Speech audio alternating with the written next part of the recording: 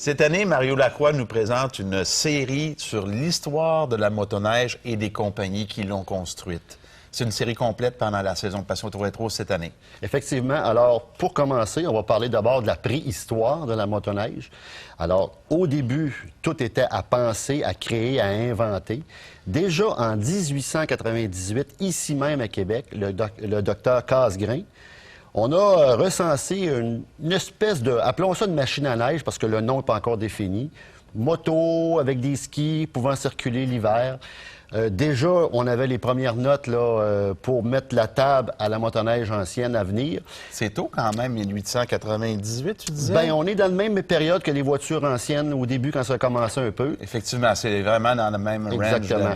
Alors, en 1910, il y a plein d'apparitions, d'inventions, mais les inventions arrivent et partent aussi vite qu'ils sont revenus. On n'a malheureusement pas toujours des photos pour retracer, voir ces inventions un peu, des fois loufoques, il faut le dire.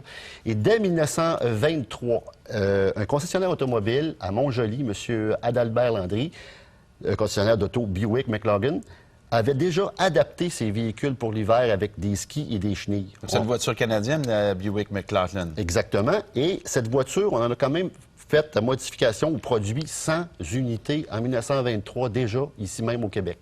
Alors, c'est peu dire, mais vraiment, là, la table est mise en 1927. Le premier brevet est déposé par Carl Eliasson, qui est sans doute le père de la motoneige.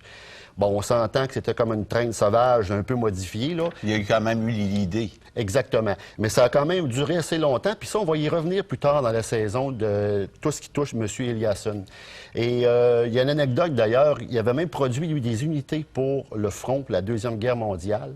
Et le bateau aurait été coulé par un sous-marin allemand pendant cette guerre-là. Il y aurait des beaux trésors dans l'océan, là. Exactement. Fait qu'Éric, c'est un peu la préhistoire. Le début est là.